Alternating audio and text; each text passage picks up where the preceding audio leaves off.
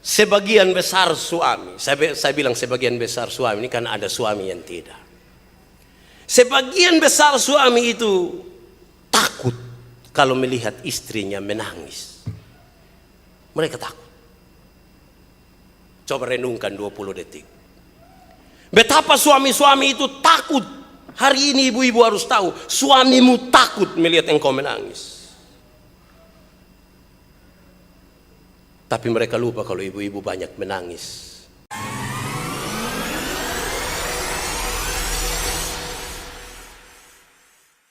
Setia itu difokuskan kepada para suami. Istri-istri dengar.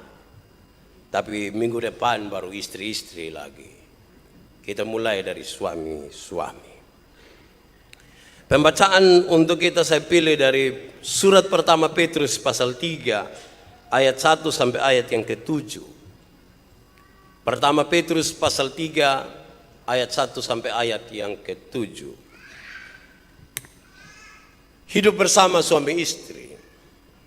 Demikian juga kamu hai istri-istri. Tunduklah kepada suamimu, supaya jika di antara mereka yang supaya jika ada di antara mereka yang tidak taat kepada firman, mereka juga tanpa perkataan dimenangkan oleh kelakuan istrinya. Jika mereka melihat bagaimana murni dan salehnya hidup istri mereka itu, perhiasanmu janganlah secara lahiriah, yaitu dengan mengepang-ngepang rambut, memakai perhiasan emas atau dengan mengenakan pakaian yang indah-indah. Tetapi perhiasanmu ialah manusia batinia yang tersembunyi, dengan perhiasan yang tidak binasa, yang berasal dari roh yang lemah lembut dan tentram, yang sangat berharga di mata Allah. Sebab demikianlah cara perempuan-perempuan kudus dahulu berdandan, yaitu perempuan-perempuan yang menaruh pengharapannya kepada Allah. Mereka tunduk kepada suaminya, sama seperti Sarah taat kepada Abraham dan menamai dia tuanya. Dan kamu adalah anak-anaknya, jika kamu berbuat baik dan tidak takut akan ancaman. Demikian juga kamu, hai suami-suami, hiduplah bijaksana dengan istrimu, sebagai kaum yang lebih lemah. Hormatilah mereka sebagai teman pewaris dari kasih karunia, yaitu kehidupan, supaya doamu jangan terhalang. Demikian firman Tuhan. Berbahagia setiap orang yang mendengar firman, memelihara dan melakukan dalam hidupnya setiap hari. Haleluya. Haleluya.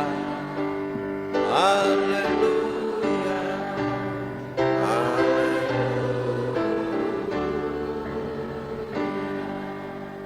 Shalom. Sekali lagi shalom. Yang datang dengan istri, suami yang datang dengan istri, coba lihat dia pu istri dulu. Yang tidak datang dengan istri, bayangkan saja. Tapi bayangkan istri sendiri, jangan bayangkan orang lain punya. Hari ini kita akan bicara tentang suami-suami. Tetapi ketika mempersiapkan khotbah ini dan saya baca ini berita warta gereja ini, minggu depan yang akan berkhotbah Ibu Pendeta Ina. Saya ingat betul satu kisah dari Pak Pendeta Ande Ina. Dia cerita ke saya, ketika melihat kita punya liturgi, ketika mau pasang cincin itu tertulis begini, aku mengambil engkau sebagai istri yang sah dan memberikan cincin ini sebagai tanda. Dia izin kepada pendeta untuk dia rubah sedikit kalimat itu. Dia mengucapkan 3 kalimat yang menarik. Yang pertama, Pak Pendeta mengucapkan begini, aku mengasihimu walau apapun terjadi. Ulangi, aku mengasihimu walau apapun terjadi. Yang kedua, aku memegang engkau dengan kasih, walau kasih itu sudah tidak kudapat lagi. Dan yang ketiga, aku mengiringimu dengan kasih, walau kasih itu sudah tidak kurasakan lagi. Saya tanya, itu dia pun maksud apa? Bab tua bilang begini, aku mengasihimu walau apapun terjadi. Itu berarti bahwa hari ini pengakuan dan janji di hadapan Tuhan mengikat, sangat mengikat. Bahkan ketika setelah itu, dia punya kaki harus diamputasi. Ketika setelah itu dia mengalami satu penyakit yang begitu dahsyat, yang ternyata dia sudah bukan lagi seperti yang saya lihat hari ini. Tetapi karena janji hari ini, aku mengasihimu walau apapun terjadi. Apapun terjadi.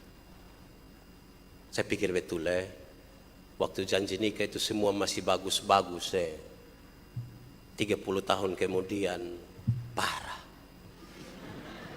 Tapi apapun terjadi, aku mengasihi. Tapi yang kedua, aku memegang engkau dengan kasih walau kasih itu sudah tidak kudapat lagi. Aku memegang engkau dengan kasih, tapi kasih itu tidak saya dapat lagi. Engkau mungkin sudah mengasihi orang lain, tetapi karena janji hari ini, aku tetap akan memegang engkau dengan kasih, walaupun engkau sudah tidak mengasihi saya lagi. Yang ketiga, aku mengiringimu dengan kasih, walau kasih itu tidak kurasakan lagi. Apa yang ingin dia bilang? Bapak itu dia pun maksud apa? Bapak itu bilang tidak.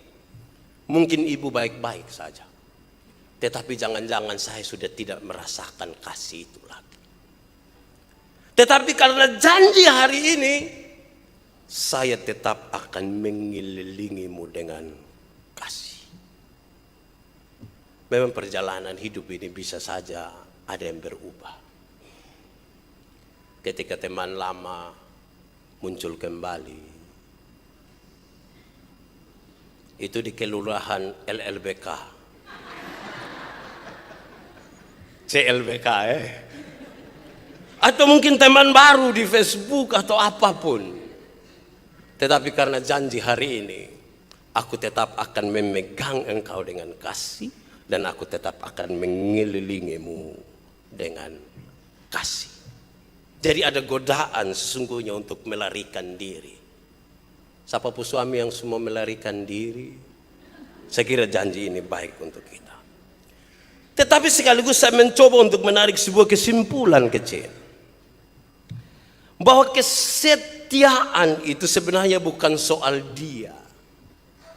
Kesetiaan itu bukan soal dia, tetapi kesetiaan itu soal saya. Ulangi, kesetiaan itu bukan soal dia, tapi kesetiaan itu soal saya. Kadang-kadang karena kita merasa dia tidak lagi memperhatikan kita, kadang-kadang kita merasa bahwa kalau begini tidak bisa, lantas kita menjadikan alasan untuk tidak setia. Tidak, kesetiaan itu soal kita. Janji yang diucapkan di hadapan Tuhan Allah dan jemaatnya adalah janji saya, bukan janji dia. Saya pun janji. Saudara Yandi Manobe, apa pengakuan dan janjimu di hadapan Tuhan Allah dan jemaatnya kepada perempuan yang tangan kanannya saudara pegang itu? Kita berjanji, saya berjanji. Nanti kalau dia janji, itu minggu depan baru om. Ini untuk suami. Kita yang janji, saya yang ucapkan. Itu berarti menyangkut sebuah kesetiaan. Saya yang berubah, bukan dia yang berubah. Karena saya yang ucapkan. Kadang-kadang kita menuntut, kalau engkau begini, saya begini. Tapi kalau engkau begitu, aku pun begitu. Tidak. Ini soal kita. Soal saya, soal pribadi yang mengucapkan janji itu. Kadang-kadang kita menuntut orang lain yang berubah.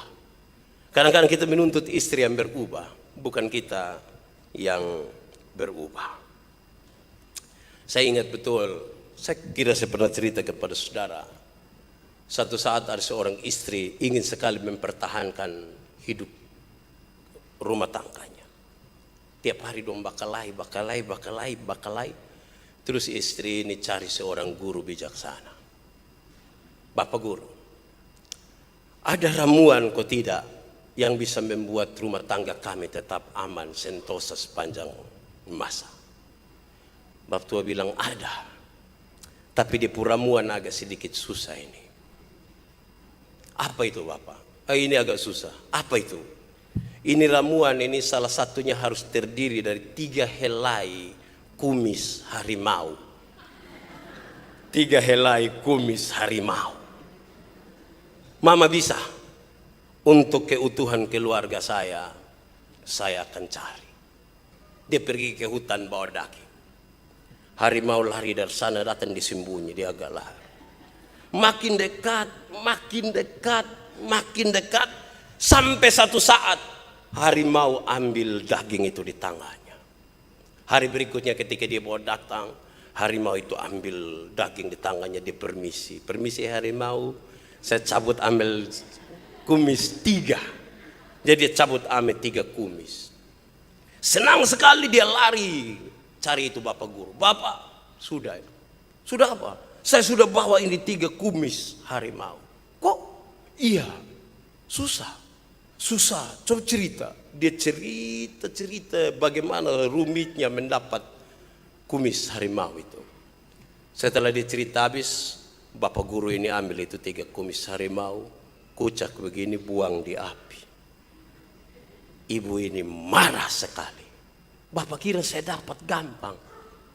Ini guru bijaksana bilang, ibu, saya heran deh ibu. Kenapa? Harimau yang begitu jahat saja ibu bisa pelan-pelan kau cabut dia pun kumis. 3 lain malah. Tapi suami yang tiap hari kamu tidur sama-sama, tiap hari kamu bergumul bersama-sama, kamu bercerita bertahun-tahun, kamu berbagi kasih bersama-sama, lantas untuk cari tahu dia pun baik, karena lu tanya saya. Saya tidak nikah dengan kau pun suami. Betul lah. Harusnya yang tahu pasangannya adalah dia sendiri. Amin. Bayangkan kalau yang lebih tahu dia pu suami, tetangga pu istri. Itu bisa masalah itu. Haruslah mulai dari itu. Saya urus urusan keluarga di kampung. Mereka mau bercerai. Laporan sudah sampai polisi. Saya pergi sendorang, saya bilang begini, kamu dua semua berhenti ini? Iya. Itu hari polsek mana yang kasih nikah kamu? Sampai bawa masalah ini sampai di sini. Marilah kita belajar sesuatu. Kita yang berubah, bukan mereka yang berubah. Saudara-saudara para suami, saja kita merenungkan lagi cerita ketika kita baru dinikahkan. Dalam kita punya tata ibadah itu dibagi dengan baik hal ini. Ada nasihat, ada janji nikah. Saya ingin kasih ingat kembali kita. Dalam nasihat itu tertulis begini. Hendaklah engkau suami-suami, 1, mengasihi istrimu. Mengasihi. Bukan menyakiti. Mengasihi. Kalau nasihat itu mengatakan mengasihi istri, dilarang keras, haram hukumnya seorang suami memukul istrinya. Alasan apapun. Tidak boleh. Suami-suami jangan pernah pukul istri. Tidak boleh itu. Siapa pun suami yang biasa pukul dia, sebentar doakan. Jangan. Kita menikah dengan satu istri yang dia pun nama bagus sekali tertulis di itu undangan. Tidak pernah ada tertulis di situ, datanglah pada pernikahan Yandi Manobe dan Chris John. Tidak.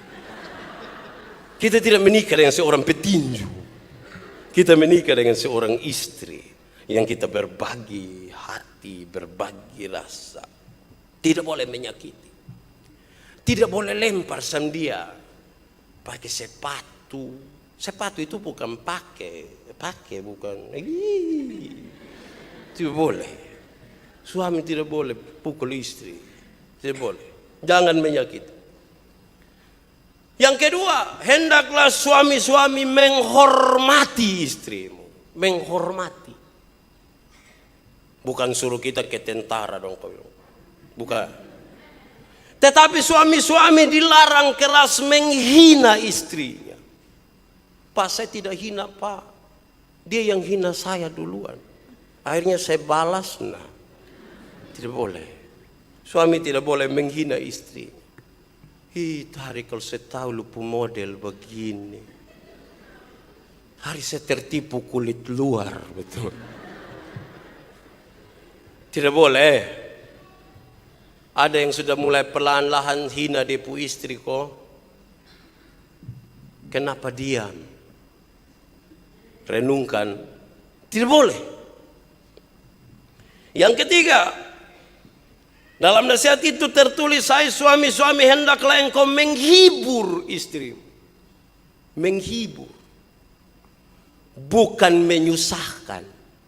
Bukan membuat dia sedih. Bukan. Menghibur. Memangnya saya penghibur? Bukan. Tapi saudara punya kewajiban untuk menghibur istrimu oleh karena dia punya pekerjaan banyak. Ibu-ibu berbeban sekali. Bapak kira kalau sudah kasih uang, sudah kasih beras selesai. Tidak. Mereka bergumul. Untuk anak-anak mereka, mereka berapa ukur ini beras, kapan selesai. Itu sulit bagi mereka. Mereka pikir pusing. Kadang-kadang Bapak tidak perlu tahu. Ada gula di belakang, kok tidak ada kopi, kok tidak. Tamu baru di emper sana, kita sebenarnya, Mama, kopi, gula di mana? Tidak boleh. Kita patut menghibur mereka. Berikut nasihat itu mengatakan, hai suami-suami hendaklah engkau melindungi istri. Melindungi. Bukan membiarkan dia. Melindungi. Mama pulang desa apa? Sendiri. Oh, jalan babai GBU. Ya, itu sot-sot kali. Kalau tiap kali hanya jalan babai. Melindungi dia. Karena itu dalam kita punya tradisi nikah, nanti pindah laki-laki itu ada di kanan, perempuan di kiri. Kita jaga. Bukan seorang istri. Ada perampok masuk rumah, kita bilang, Mama duluan.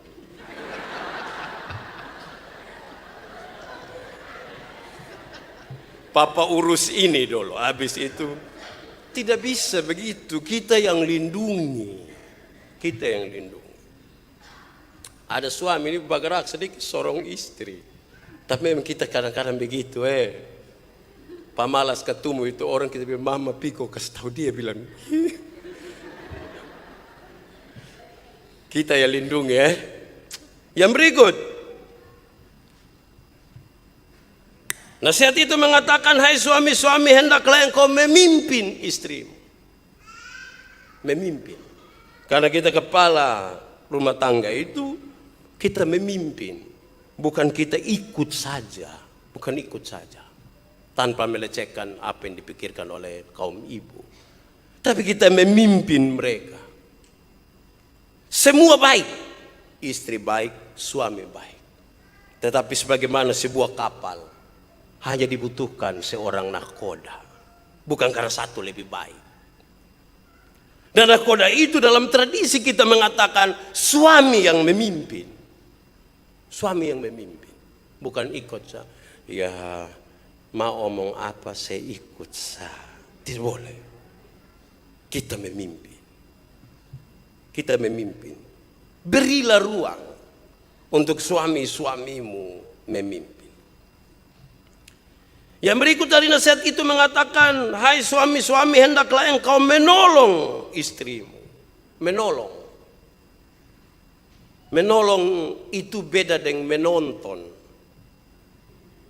Mamtua mau setrika ko, mau masak air ko, mau siap minum, siap makan, terima telepon, masih update status. Tolong dia. Mama, biar untuk mama pu foto saya yang foto-foto saya. Jangan mama lah yang foto lah, setrika lah. Tolong dia sedikit. Kadang-kadang kita suami ini menonton lebih banyak. Lihat dia. Baru kita bilang, istri saya luar biasa. Tolong dia sedikit. Yang berikut dalam nasihat itu mengatakan, hai suami-suami, hendaklah engkau bekerja keras. Bekerja keras. Bekerja sungguh-sungguh. Bukan hanya berharap, sungguh-sungguh. Bekerja sungguh-sungguh. Kadang-kadang sudah terlalu banyak menonton, kita hanya berharap. Istri usaha setengah mati, kita yang tanya, dapat berapa? Dapat berapa? Kalau istri bilang tidak dapat. Lu bikin apa sah? Tidak boleh. Kita yang bekerja keras. Nanti kalau sebentar ibu juga bekerja keras, ya sama-sama bekerja keras. Yang terakhir, nasihat itu mengatakan hendaklah berdoa. Berdoa. Kalau tidak berdoa itu masalah. Tapi kita pun suami dong kadang tidak berdoa. Pas bagian di mana harus berdoa, suami bilang, lu saya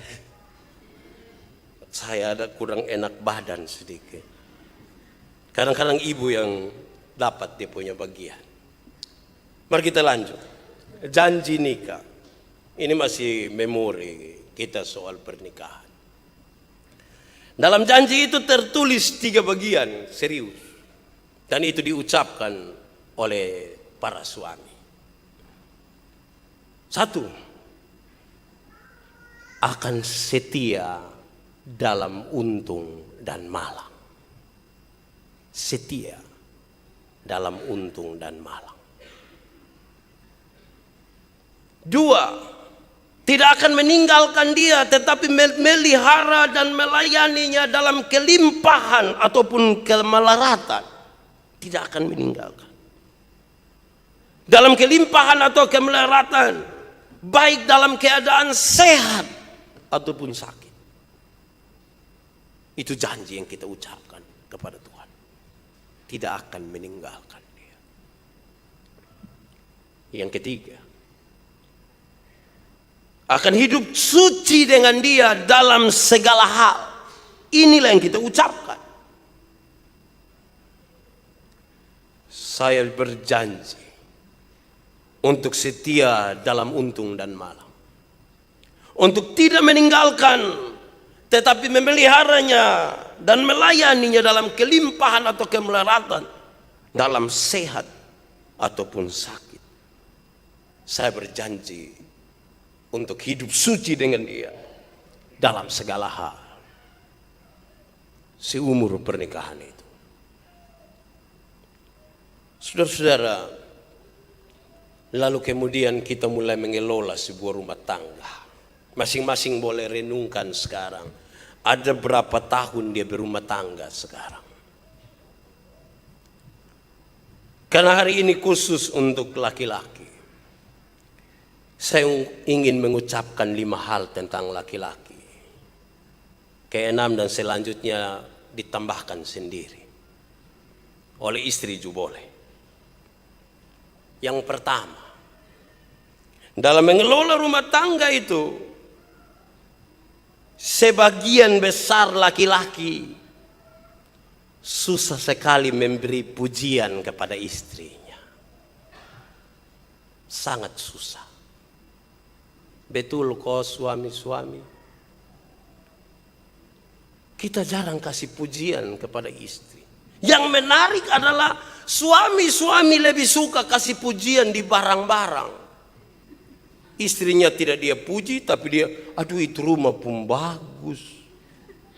Itu oto pun bagus. Kenapa tidak menikah dengan rumah?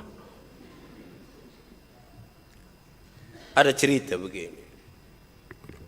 Seorang suami ketemu seorang istri. Bukan, dua suami istri. Hidup baik. Hidup beberapa tahun sama-sama. Tidak ada masalah. Satu saat suami pulang. Mereka bersapa baik sekali. Terus suami langsung ke meja makan. Mama sudah makan? Sudah. Dia ke meja makan. Buka ini tudung saji. Makanan enak. Tapi coba korek-korek ini sup ini. Dari rumput. Mama, kenapa kau sup pakai rumput? Dia pu istri bilang, kok papa nak? Mama yang taruh rumput, saya yang salah. Memang saya hewan. Tidak. Lalu kenapa mama taruh rumput? Kok papa kita sunika sekian lama nih.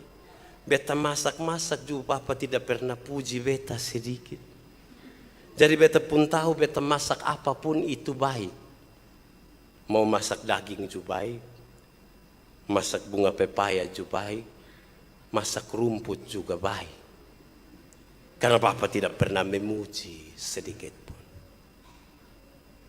Ibu-ibu, inilah kita pun suami yang jarang memuji.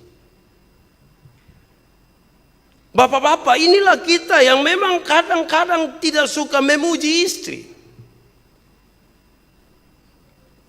Tapi harus ingat, ibu-ibu juga butuh pujian sedikit. Dong mau dapat pujian di mana? Di KW kok. Suami puji sedikit.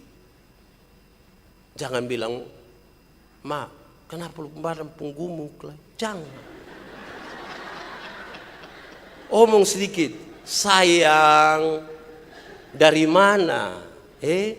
Dari mana kok dari jauh saya kelihatan? Itu puji sedikit. Itu indah itu, Suami-suami puji sedikit. Pulang coba puji. Saudara berani sedikit puji istri, istrimu akan heran. Puji Tuhan, hari ini roh apa naik di sepu suami.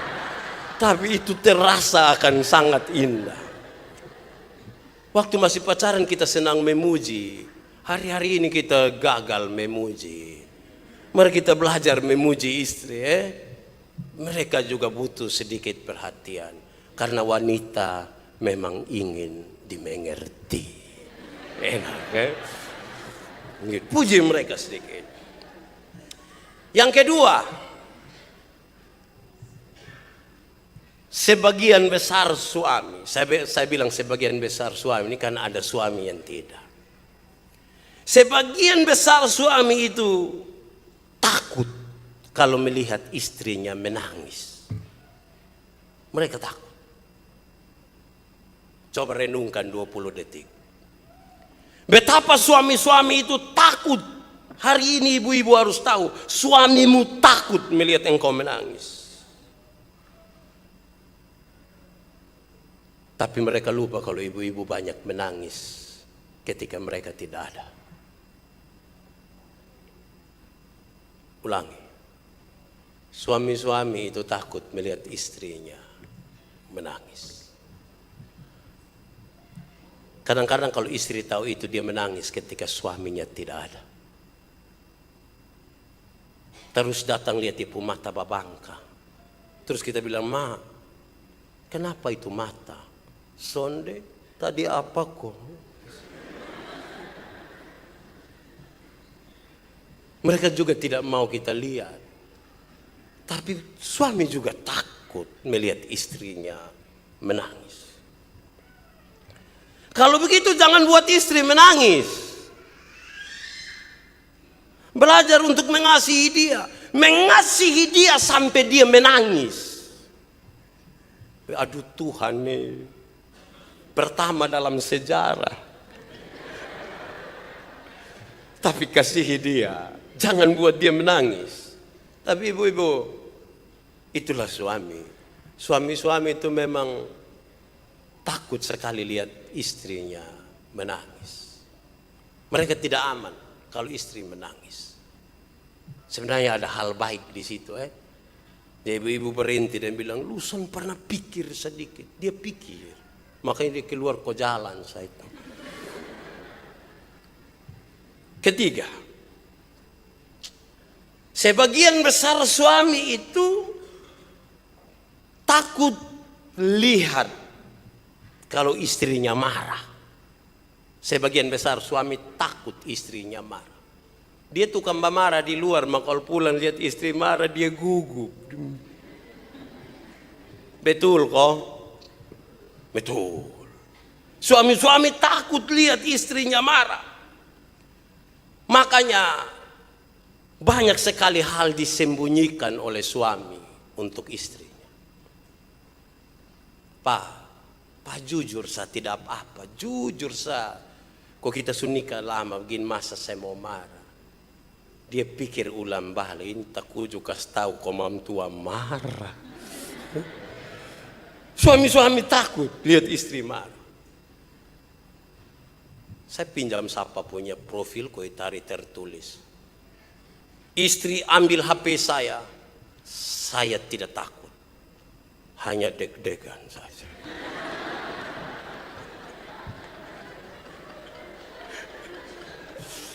Tahu tadi su hapus kok belum nih.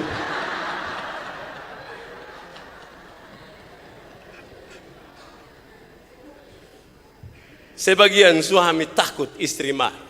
Makanya ibu-ibu jangan terlalu banyak marah juga. Don't takut. Belum marah saja don't takut. Apalagi kalau don't takut. Apalagi kalau ibu-ibu marah. Sebagian besar. Makanya setiap kali kalau ibu bertanya mereka akan bilang tidak. Mereka akan bilang tidak. Karena mereka takut. Makanya setiap kali mereka lagi duduk dengan teman-teman di luar sambil bercerita, tiba-tiba bunyi telepon masuk dan lihat dari istri. Mereka gugup. Mereka gugup. Dan kalau ibu harus bicara, masih lama di situ. Dan dia akan jawab, sudah sepulang nih, sudah.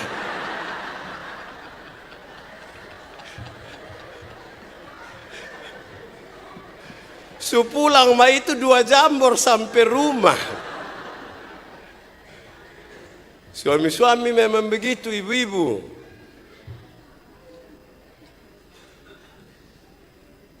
Keempat, ibu-ibu, bapak-bapak, suami-suami. Sebagian besar suami takut sekali kalau ditinggalkan oleh istrinya. Takut. Dia takut sekali. Takut meninggalkan istri tapi suami dong aneh, dong rencana kasih tinggal istri. Bukan mereka takut ditinggalkan. Tetapi kadang-kadang mereka tidak menunjukkan kesetiaannya. Kelima, ibu-ibu, bapak-bapak. Sebagian besar suami takut kalau istrinya diam. Sebagian besar suami takut kalau istrinya diam. Sumakan, suminum, sumarah. Itu suami-suami gugup. Makanya kalau mau rencana diam siap memang handuk. Dia takut sekali. Kenapa? Karena memang diatur seorang suami tidak bisa melepaskan diri dari suaminya, dari istrinya. Aku akan menjadikan bagimu seorang penolong. Karena itu perempuan akan terlihat lebih kuat dari laki-laki. Dan sejumlah ketakutan ini ada. Tetapi hal-hal tertentu memaksa mereka untuk mereka harus melakukan satu dua hal ini. Saudara-saudara, lalu apa kata pembacaan tadi untuk para suami? Kita baca bagian-bagian pembacaan tadi dari surat pertama Petrus pasal 3 ayat 1 sampai ayat yang ke-7. Seolah-olah pesan paling besar itu ditujukan kepada para istri. Tapi hari ini saya ingin membalikannya. Kenapa istri-istri harus sedemikian kepada suaminya? Pertama, hendaklah engkau tunduk, engkau menghormati, engkau mengerti. Istrimu telah tunduk kepadamu, dia telah menghormati engkau, dia telah mengerti engkau. Karena itu suami-suami wajib hukumnya untuk tunduk, menghormati, dan mengerti istri. Sebab nasihat utama kitab suci terhadap pernikahan ialah hendaklah kamu berdua saling, satu menghormati yang lain, yang satu menghormati. Suami menghormati istri, istri menghormati suaminya. Kita renungkan saudara-saudara, ada banyak hal membuat kita tidak cocok dan cenderung membawa kita untuk saling menyakiti satu dengan yang lain karena kita hidup dalam perbedaan. Kita hidup di tengah-tengah dunia yang sungguh berbeda, satu pun mau lain, satu pun mau lain.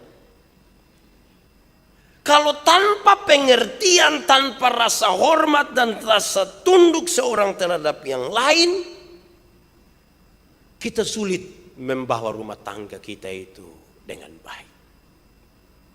Kan kita berbeda. Di kita otak ada sejumlah hal yang berbeda. Apalagi kalau kita coba gabung dua otak. Kalau begitu harus dikelola. Dan satu kata yang paling mungkin adalah saling mengerti. Saya kira saudara tahu cerita ini. Ketika satu pasang nikah, mereka merasa kehidupan rumah tangga mereka sudah tidak lagi beres. Mereka konsultasi sana sini dan mereka menemukan jawaban. Ternyata persoalan mereka hanyalah karena mereka tidak saling mengerti satu dengan yang lain. Lantas bagaimana mereka mengelola ini? Mereka kelola dengan cara mereka. Yang istri bilang begini, Pak, kalau harusnya ketika saya marah Bapak harus tahu supaya Bapak mengerti. Bapak tua juga bilang supaya kalau saya marah Ibu juga mengerti. Maka disepakatilah.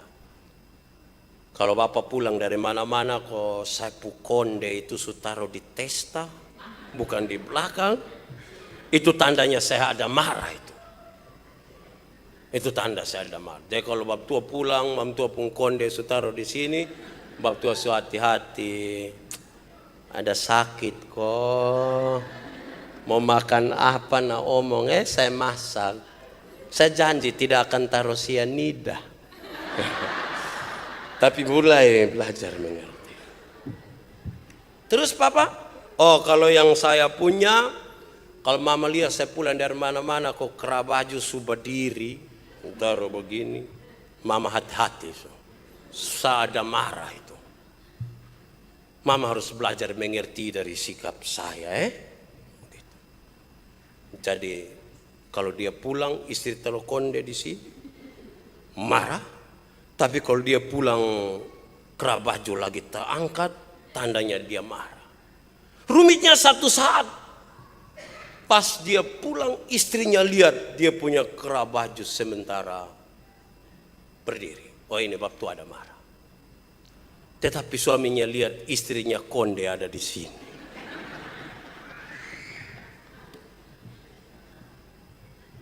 Sekarang saudara-saudara, kalau satu konde ditesta dan satu kerah bajunya sementara berdiri,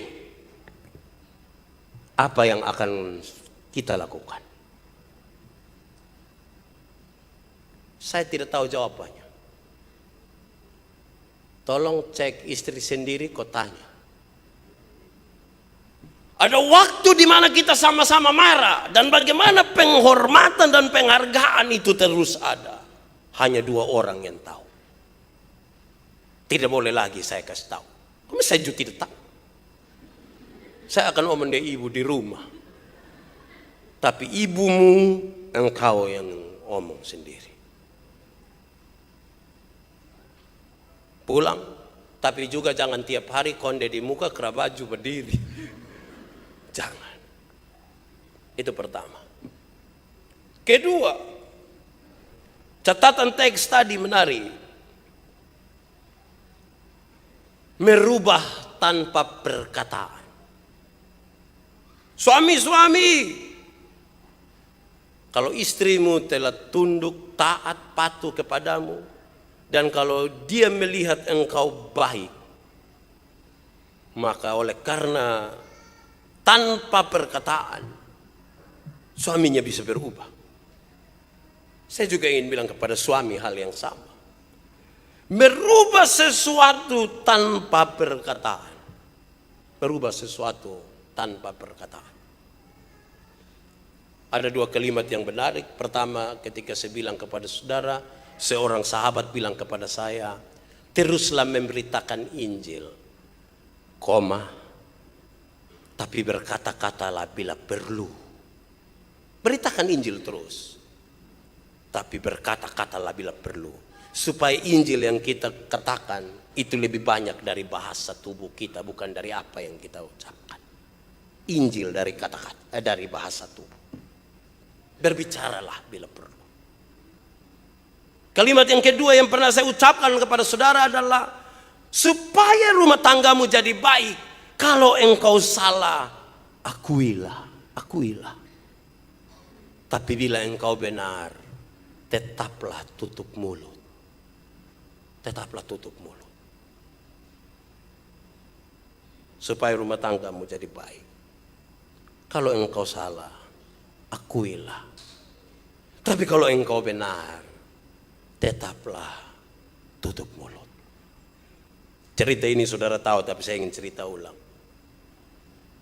Ada seorang suami punya istri yang cerewet sekali. Cerewet sekali. Mampu terlalu cerewet, dan satu saat dalam dia punya pekerjaan, tiap-tiap hari sapu rumah dan seterusnya, sambil mengomel-mengomel, tiba-tiba dia jatuh masuk dalam sumur. Dia pun suami pikir lebih setengah tahan. Mungkin dengan itu cara dia akan baik, mungkin. Diam. Tapi saya tidak anjurkan ini. Tapi dia pikir-pikir melewati satu malam tanpa istri yang cerewet itu. Dia ada niat untuk dia pergi. Pagi-pagi benar dia ambil tali. Setelah sampai bawah dia rasa ada yang naik datang. Tapi ketika yang naik sampai di luar, ada bayi tua satu. Saya pu istri di mana? Papu istri di bawah. Dia ada baik-baik. Lu siapa? Saya penunggu ini sumur ini. Kenapa lu keluar? Mam tua terlalu cerewet.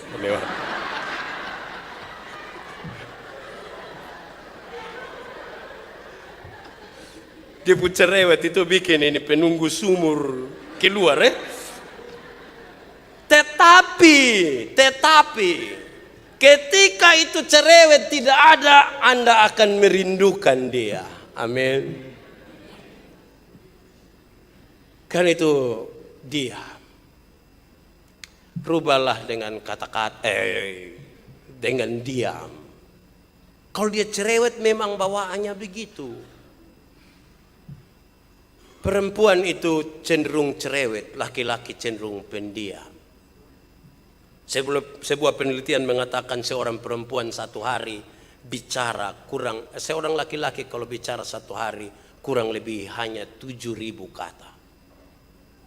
Tapi seorang perempuan satu hari kalau bicara minimal 21.000 kata. Makanya kalau laki-laki cerewet, mulus saja perempuan. Seolah-olah memang yang. Nah saudara bayangkan kalau pola komunikasi kita, setiap kali kita pulang dari mana-mana, katakanlah kita pegawai, pas pulang ibu mau kasih keluar yang 2.000, ibu datang bilang, "Pak," bab tua bilang, "Tadi di kantor baik kok, lu kepala dinas." Kalau komunikasi kita begitu, jangan marah satu saat pulang mama ada di tetangga dong rumah sambil tede-tede kutu begini. Dongkas habis yang 21.000. Biarkan, kita diam. Kadang-kadang kita pulang, ibu-ibu bilang begini, "Bapak, saya tahu Bapak capek, tapi Bapak dengar ini." Iya, omong su. 1, 2, 3, 4, 5, 6, 7, 8, 9, 10, 11, 12. Memang dia tahu kita capek, tapi dia kepingin omong. Diam sa. Sudah koma. Kalau belum omong lesan apa.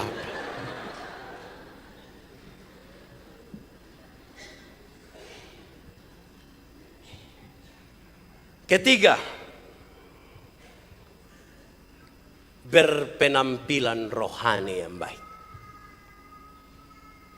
Istri-istri, janganlah engkau berpenampilan punya segala macam di luar kelihatan baik, tetapi engkau harus berpenampilan rohani yang baik, yang tidak bisa digantikan, yang kekal dan seterusnya. Hal ini juga berlaku bagi suami. Hendaklah engkau menjadi seorang ulama yang baik bagi keluargamu. Karena engkau imam di dalam rumah tanggamu. Di mana kata-kata dan perbuatanmu harus sesuatu yang sungguh-sungguh sinkron. Yang sejalan antara apa yang kita pikirkan, yang kita katakan, dan yang kita lakukan. Berdoalah bagi istrimu, berdoalah bagi suami, bagi keluargamu. Berdoalah bagi anak-anakmu. Sungguh-sungguhlah berpenampilan rohani yang baik. Seorang suami terhadap istri dan anak-anaknya. Bapak mama tahu, kalau mau kegiatan di gereja tuh banyak orang, kasih panitia yang bapak-bapak semua. Yakinlah orang banyak. Karena kalau bapak tua sudah datang, dia pu istri, anak, cucu, keluarga besar datang. Kan ibu-ibu ragu sekali suaminya sendiri. Tapi berani kita kasih ibu-ibu suami dong, kami dukung sah. Itu berarti ibu-ibu sesungguhnya hanya lihat dari bapak-bapak. Kalau bapak berani panggil ibadah malam, hei sebelum tidur sembahyang. Istri akan begitu. Saudara pernah tahu kok tidak? Karena suami-suami takut istrinya marah. Kadang-kadang cari akal, sengaja marah duluan. Istri juga bukan kerja marah-marah saja. Kan istri dan juga banyak yang takut kalau lihat suami marah. Kalau lihat bapak mulai muka. Dia juga takut, tapi coba. Kita juga gugu. Kalau begitu maka yang paling aman adalah berpenampilan rohanilah dengan baik.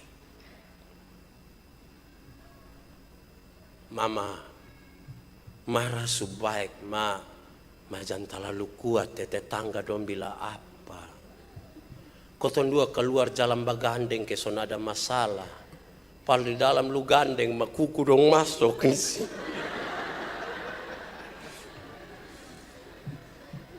Berpenampilan rohani yang baik. Mama marah, beta su terima mama. Tapi sone boleh pakai maki-maki mama Jangan maki. Mama pemulut ke karmana kok. Gue beta kan dari dulu begitu. Iya, mas sekarang mama kan sudah sekarang bukan yang dulu. Mama kan harus jadi istri yang kekinian. Yang sekarang. Jangan yang dulu. Jadi kalau tidak percaya suami-suami sekarang pulang coba mau makan istri, anak-anak semua, papa harap tidak boleh makan dulu sebelum kita berdoa bersama. Hari ini papa doa duluan. Maka anak-anak akan bilang. Tapi cobalah menolong, sangat menolong. Tidak percaya pulang bikin. Pulang dan bikin. Sangat baik, berpenampilan rohani yang baik. Mama, daripada mama update status terus, oke mari kita baca Keluaran 20 ayat 1 sampai ayat yang ke-17. Kalau mama su begitu, saat kali bapak berangkat Alkitab, memtua pegang ame itu HP buang loh. Karena bapak mulai berpenampilan rohani yang baik. Tapi kalau mama ajak bapak kita sembahyang bapak tuh lu deh anak-anak dong tesepung pinggang kenapa kok begitu tidak bisa. Inisiator utama harus suami. Suami-suami tunggu nanti minggu depan Ibu Ina ngomong apa soal istri-istri. Tapi kita harus sama-sama. Mari kita belajar bersama. Rumah tangga itu sesuatu yang tidak terselesaikan hari ini. Rumah tangga itu sesuatu yang digumuli terus menerus. Tidak selesai. Rumah tangga adalah sebuah pekerjaan yang tidak pernah habis. Dia harus terus menerus. Kita gagal, kita coba. Tapi jangan gagal langsung bilang, begitu tinggal ikat batu di leher lepas di tidak boleh. Teruslah. Yang terakhir, pembacaan tadi mengisyaratkan supaya suami-suami bijaksana. Bijaksana dalam kata-kata, bijaksana dalam keputusan, dan bijaksana dalam menempatkan diri. Hendaklah begitu. Suami-suami hendaklah bijaksana. Saya pernah bilang kepada saudara-saudara, ada 2 orang ibu datang dengan suaminya. Mereka datang minta saya, Pak Pendeta tolong doakan saya, tolong doakan kami. Kenapa? Kami menikah kurang lebih 13 tahun, tapi belum punya anak. Saya bilang, kok kamu bikin apa? Kami sudah ambil orang lain anak, Pak. Kamu sayang sekali, Pak. Kalau misalnya dia orang tua ambil kembali, kamu mau? Oh tidak, Pak, kami sayang dia. Oke, kita akan berdoa. Tapi saudara mau mujizat besar atau mujizat kecil? Orang bilang kalau bisa mujizat besar, Pak. Oh kalau mujizat besar sudah terjadi atas dirimu. Maksudnya? Iya. Mencintai dan menyayangi anak sendiri itu gampang. Kita pu anak. Tapi kalau mencintai dan menyayangi orang lain pu anak sama ke anak sendiri, itu mujizat. Dan saudara bisa melakukan itu. Tidak semua orang bisa begitu. Itu luar biasa. Dan pu istri bilang, iya. Kalau begitu Pak, kami tidak berdoa lagi. Kami tahu Tuhan kasih kepercayaan ini. Tapi dia pun suami dia bilang begini, betul mencintai anak sendiri itu gampang. Tapi kalau mencintai orang pu anak ke anak sendiri itu mujizat. Berarti kalau mencintai istri sendiri itu gampang Pak. Mencintai orang pu istri ke istri sendiri itu mujizat Saya bilang tidak, ini berlaku untuk orang tua dengan anak saja. Saudara melihat baru-baru saja ada sebuah kisah di mana kita tidak bijaksana menempatkan kata-kata. Ada sebuah kisah di mana kita tidak lagi pantas menyatakan sesuatu. Kadang-kadang kita kira itu menggila, tapi tidak bagus. Bijaksanalah sedikit. Pak, anak ada berapa? 2, Pak. Kenapa sone tambah 1? Ibu ada mau, mas saya ada bilang tunggu sedikit.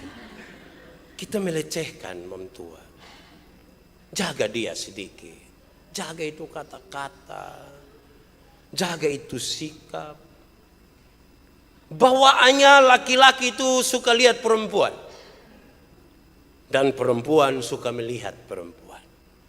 Laki-laki itu kan suka lihat perempuan ya. Jadi kalau duduk begini tiba-tiba ada perempuan bagus, cantik satu masuk. Laki-laki akan serempak bilang. Pasti itu. Tetapi kalau dia sadar istrinya di sebelah, dia pun kepala tidak begini. Mata sayang.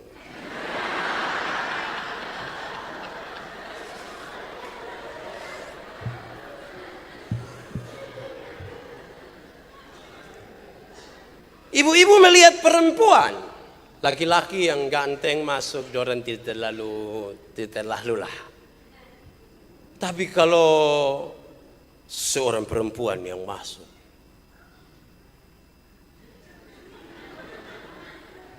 Pak, ya, dia pun tas bagus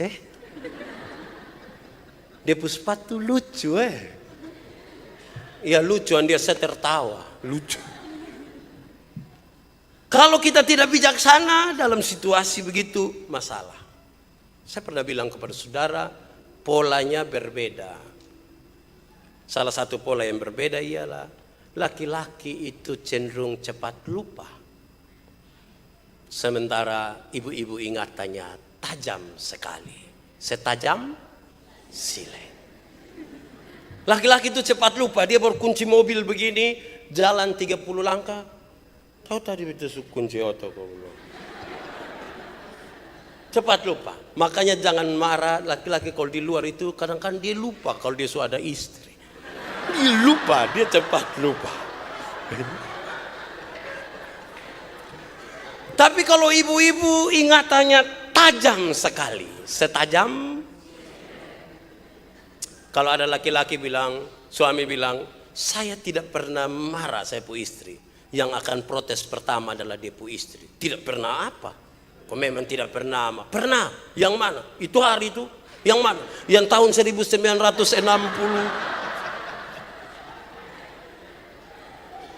Yang mana? Yang waktu itu tuh mama masih hidup tuh yang di ruang sini nih yang mama Dalam pola-pola yang berbeda inilah nasihat firman Tuhan ini serius bagi kita. Saudara, di bagian terakhir dari khotbah ini saya ingin mengajak saudara untuk renungkan sejenak. Kenapa yang saudara nikahi itu adalah dia, bukan perempuan lain? Kenapa? Kenapa? Kok bisa saya nikah dengan dia? Saya pernah pikir. Coba saudara renungkan, kenapa yang kita nikahi dia?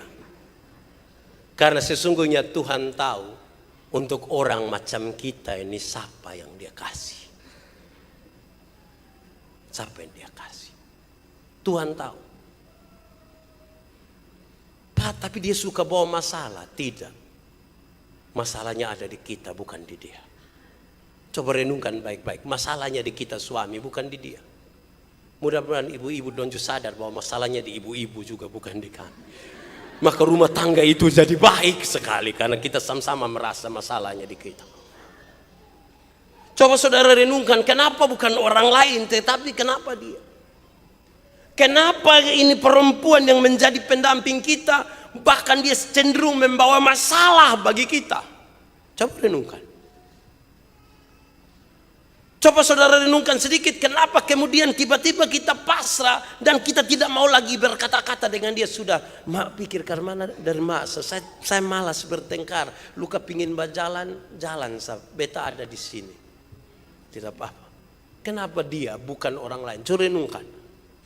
Saudara akan menemukan dia punya jawaban. Kenapa istri yang kita dapati hari ini, yang sudah kita nikahi bertahun-tahun inilah, seorang istri yang sekarang ini berbeban sekali, kan dia merasa bahwa dia terlalu membebani hidup kita dengan sakitnya, dengan segala macam yang dia alami. Kenapa dia? Kenapa dia? Bukan orang lain. Sekali lagi kalimat kuncinya adalah Tuhan tahu kepada siapa. Kepada siapa Dia titipkan seorang istri itu. Dia tahu.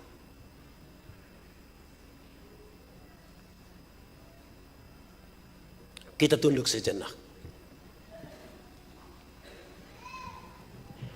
Kita renungkan hubungan suami istri kita.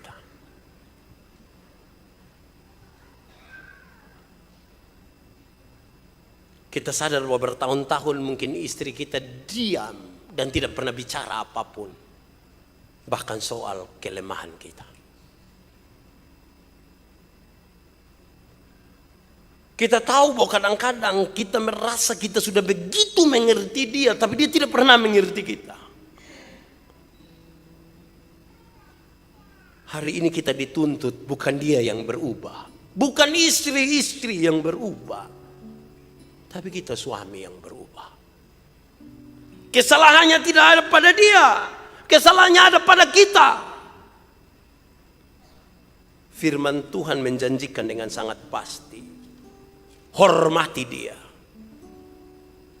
Tanpa kata-kata sebuah persoalan besar bisa dirubah. Berpenampilan rohanilah yang baik dan bijaksanalah dalam kata-katamu, tindakan, dalam pikiran, untuk istrimu, untuk keluarga. Kita percaya hari ini keluarga kita dipulihkan.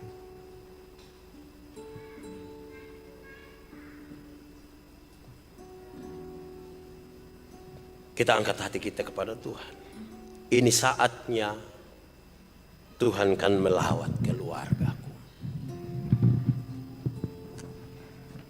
Sambil kita mau percaya bahwa Tuhan mampu untuk merubah apa yang menurut kita tidak mampu lagi kita rubah.